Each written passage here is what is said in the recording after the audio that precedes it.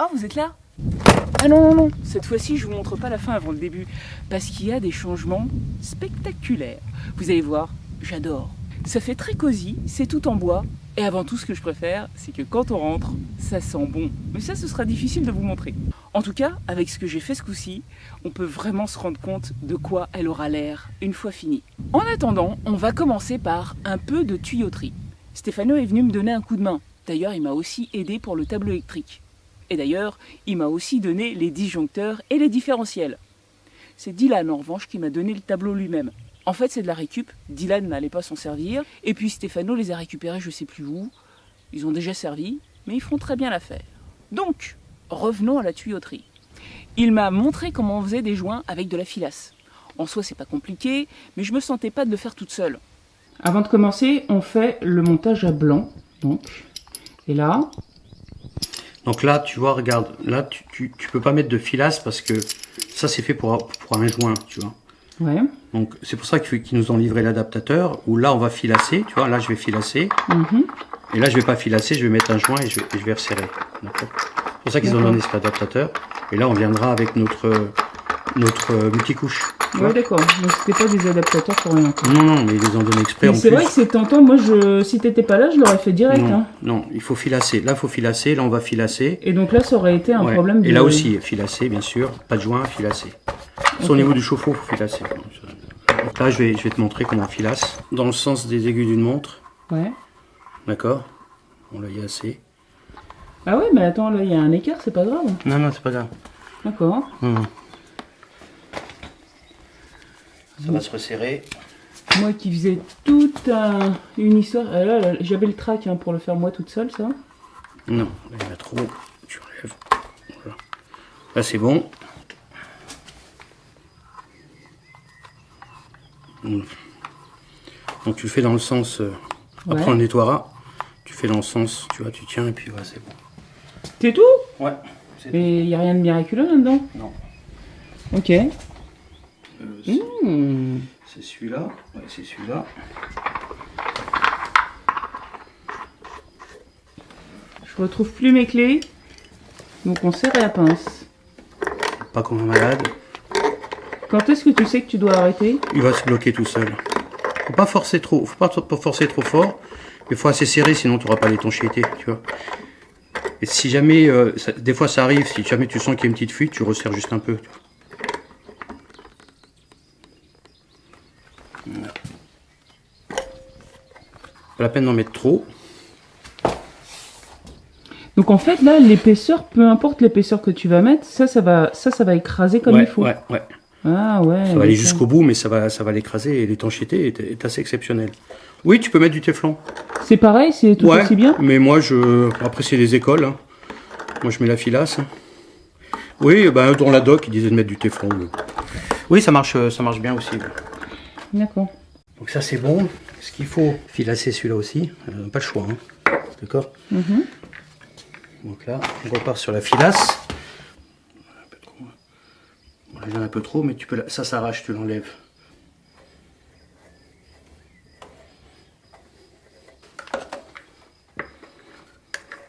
Donc là, le problème avec ça, c'est que c'est pas un problème, c'est que l'eau, il faut que tu serres. Il faut que ce soit bien orienté. Soit au bon, ouais. D'accord. Donc normalement, on le fera venir par là. Ouais.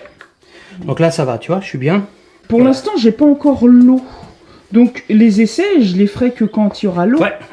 Et si c'est dans 3 semaines, la filasse, elle aura séché. Non, on n'aura pas besoin de tout changer, on aura juste à serrer. Voilà ce qu'on a réussi à faire avec Stéphano. J'habite loin de tout. J'ai dû aller à la quincaillerie du coin pour acheter des éléments qui me manquaient, ce coude-là, des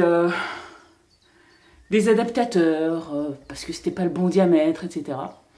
Et puis arrivé ici, on s'est rendu compte qu'il manquait des trucs, que c'était pas... Bref, il a fallu y retourner. Et la journée a passé. Mais l'essentiel a été fait. C'est-à-dire que Stéphano m'a montré comment on faisait un joint avec de la filasse. C'est pas compliqué, hein, mais il y a une grosse différence entre ne l'avoir jamais fait et l'avoir fait une fois avec quelqu'un qui vous montre. Quand vous l'avez jamais fait et que vous le faites tout seul, vous êtes rempli de doutes. Et un autre truc super important, c'est le groupe de sécurité, il se met sur l'eau froide, pas sur l'eau chaude. Pas forcément très logique, mais bon, voilà. C'est ça aussi l'avantage de travailler avec quelqu'un qui l'a déjà fait une fois. Tout est en place et on va resserrer le jour où il y aura la mise en eau. Voilà, on passera un coup à la fin.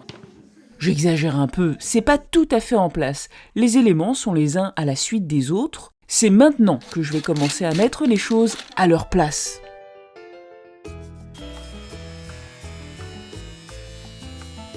Bon allez, je montre que j'ai bavuré, parce qu'après on va me demander si je l'ai fait ou je l'ai pas fait.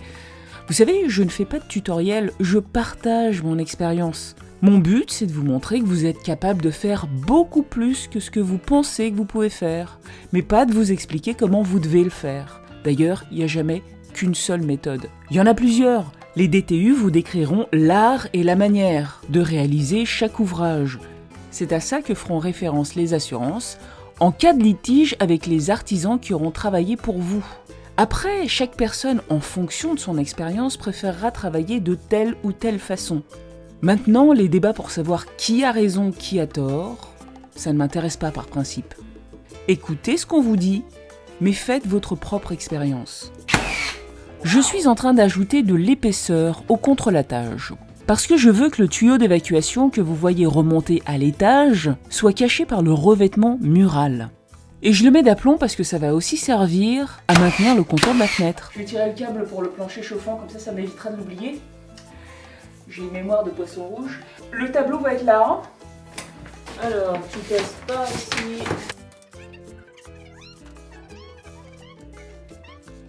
On va remonter comme ça.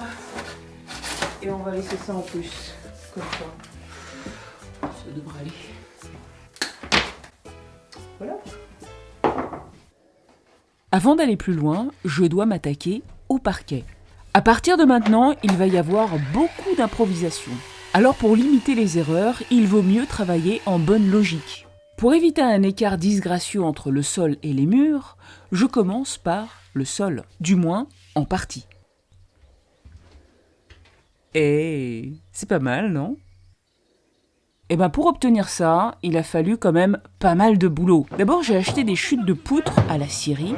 Avec Mathis, on a pratiquement tout ramené l'été dernier. C'est du bois vert.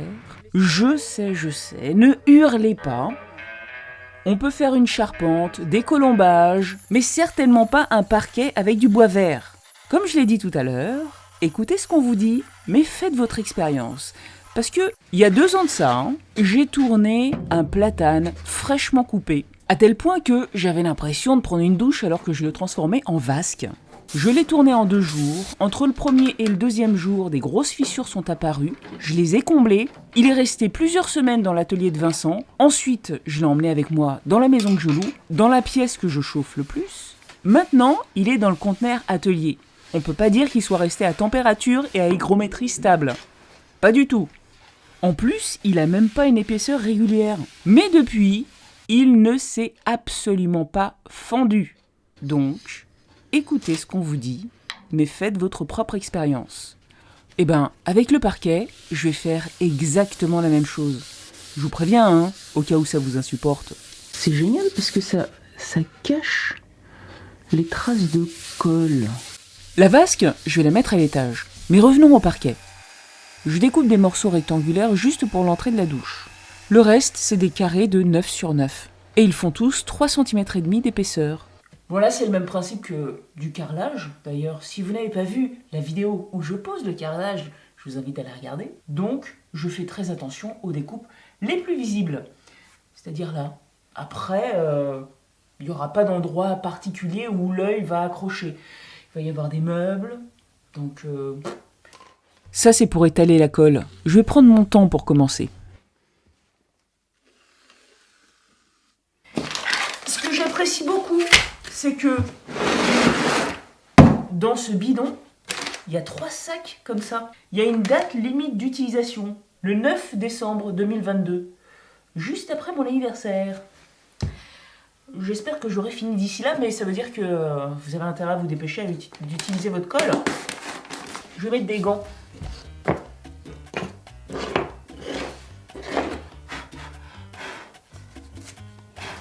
J'ai aspiré pourtant.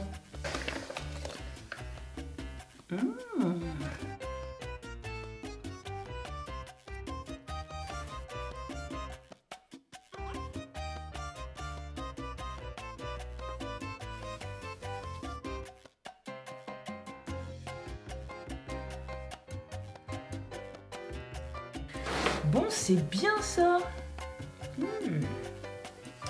On dirait du caramel mou. C'est magnifique. Et c'est parti pour une longue séance de collage. Enfin, surtout le lendemain. J'ai changé de t-shirt, c'est le lendemain.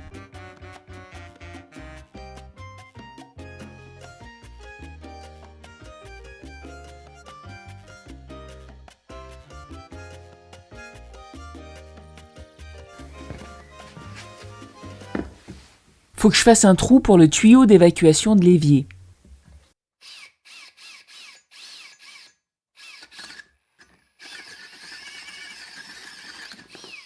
Wow, c'est du bois debout, hein?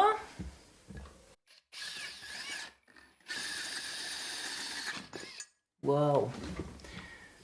Bon, bah, ça va pas le faire. Hein. Ça va pas le faire. Comment je vais m'en tirer?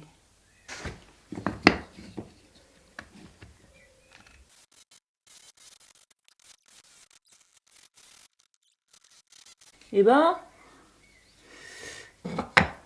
bon, ah, ça va, c'est acceptable.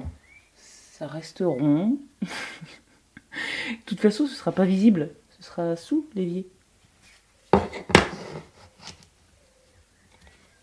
Ça va aller, hein. Ah, c'est pas mal, c'est rond.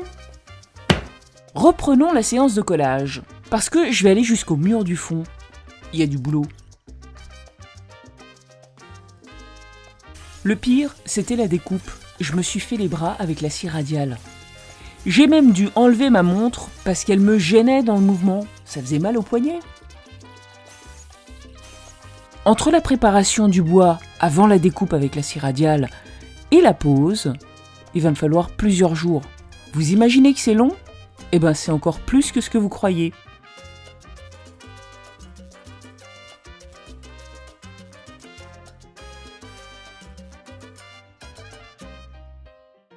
Mais après ça, je peux attaquer la pose du revêtement sur les murs. Vous avez remarqué, j'ai tiré quelques câbles électriques supplémentaires. Ce serait bien que la première planche fasse 15,5 max. Entre 15 et 15,5. Ensuite, celle du dessus ferait pareil, une quinzaine de centimètres. Il va falloir que ça fasse 1,5 cm d'épaisseur. Parce que sinon ça passera pas là.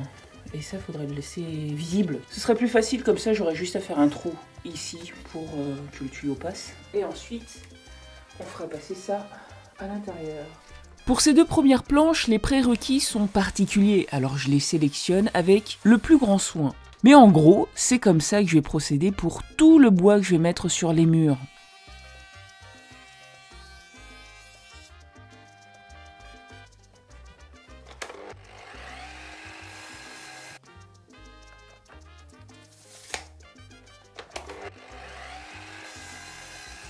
Les fils électriques seront cachés, mais là où ils passent, je mets des vis au cas où. Et pour que ça fasse plus propre, je les aligne bien grâce à l'équerre.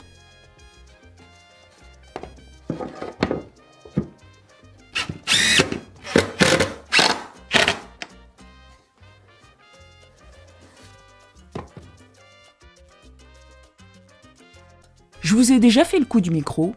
Là, c'était pas à cause de la batterie, c'est juste que j'ai oublié d'appuyer sur le bouton. Je commence par un T et je vais faire passer le multicouche par ici. Parce que là, il y aura la machine à laver. Ici, ce sera le robinet. Je sais pas pourquoi je fais cette tête-là. Et là, la prise électrique.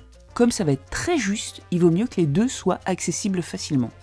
J'ai déjà commencé le cintrage et là, je prends quelques repères. Parce que l'eau froide va monter à l'étage. Pour la vasque, celle que vous avez vue tout à l'heure. Je ne fais monter que l'eau froide. J'ai pas besoin d'eau chaude pour me brosser les dents. Avant de sertir quoi que ce soit, je fais tout le montage à blanc.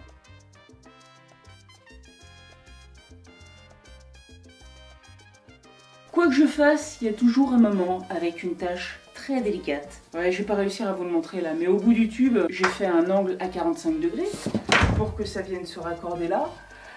Et là, il va falloir que je passe le tube là-haut. Et pour qu'il rentre là-haut, eh ben, je ne l'ai pas redressé.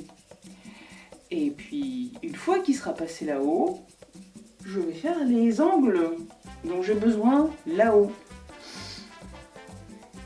Bien, je serai contente quand j'aurai fini ça. Alors, j'ai déjà percé le sol. Ça fait plus de 4 mètres. Hein. Et j'ai autant laissé du rab au cas où je me trompe un peu. Ouais, bah ça va. Ça va, sauf que... Vous voyez là? Alors, je vais aller à l'étage, et là, si ça va bien rester en place, voilà. Allez, 5 cm, il faut que je le tourne pratiquement à 180 degrés.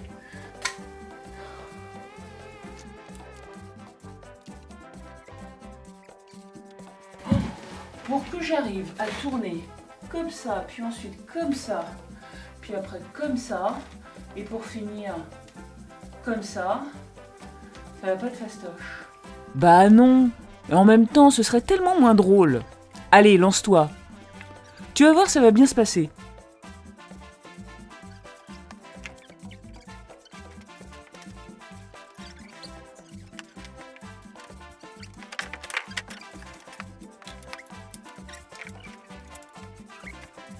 Et hop! Maintenant, je peux sortir et fixer le tuyau au rez-de-chaussée.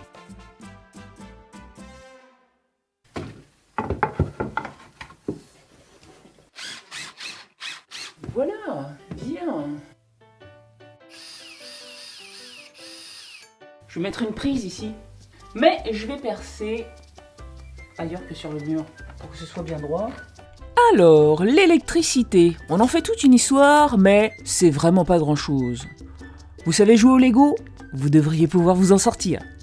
Pour vous rassurer et pour avoir vraiment toutes les informations dont vous aurez besoin de A à Z, je vous conseille quand même d'acheter le grand livre de l'électricité aux éditions Erol. Les éditions Erol. Si vous cherchez quelque chose dans la construction, allez voir ce qu'ils font. C'est vraiment génial. Et voilà, ma première prise. La machine à laver. Enfin, elle n'est pas reliée, hein. Bon, on va pas en faire un fromage non plus. On fait juste un petit repère au bon endroit. Voilà.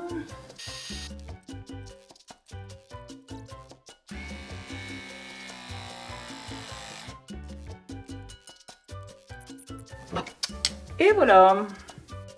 Je continue ma progression murale.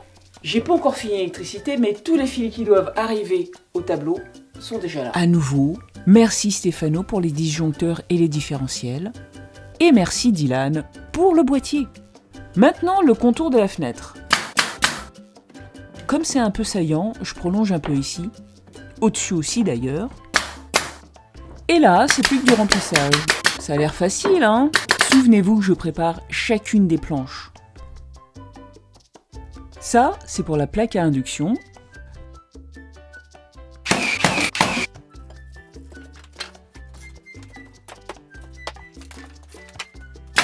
Là, c'est pour le petit électroménager. Voilà. Hey, ça avance. Et à droite de la fenêtre, c'est pour le frigo. Oh là là, ce que c'est rapide vu comme ça. Quel bonheur.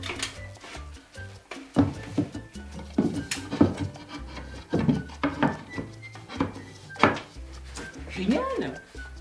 Faut que je vous dise un truc au sujet des outils à air comprimé.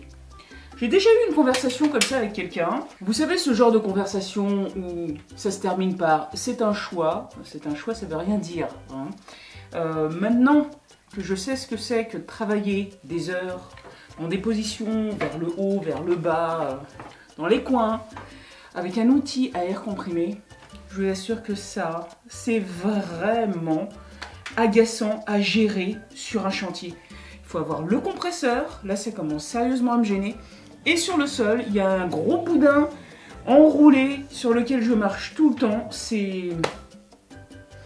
Et je pense que s'il n'y avait pas ça qui tirait tout le temps, ce serait beaucoup plus facile.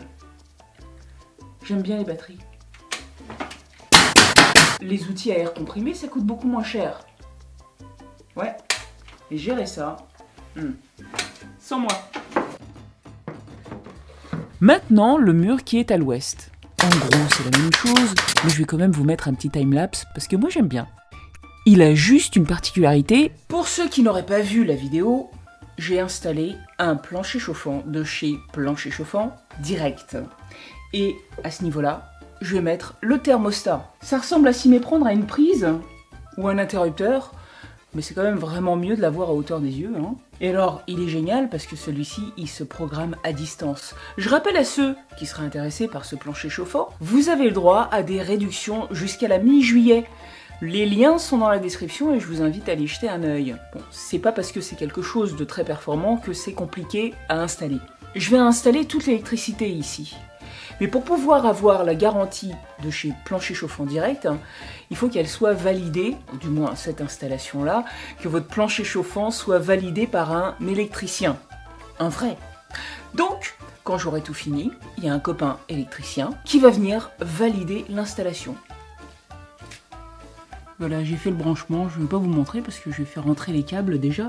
Et puis la sonde, j'ai pas envie de l'enlever de la gaine. Alors ça c'est la terre. La terre, on relie la terre du câble qui va dans la natte à la terre du câble qui va au tableau. Et pour la pose, on enlève la partie avant.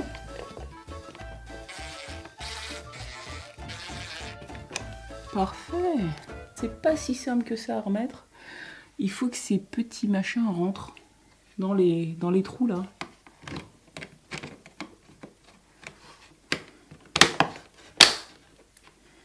Bah si, c'est fastoche. La classe, c'est joli. Je vais garder le plastique pour l'instant. Encore quelques planches et on y est.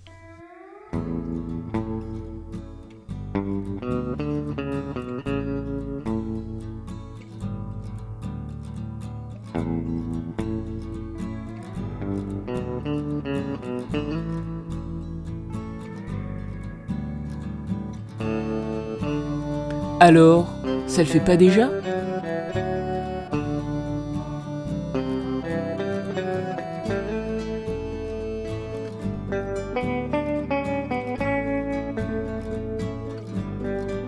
Pour ne rater aucune miette de la suite, abonnez-vous.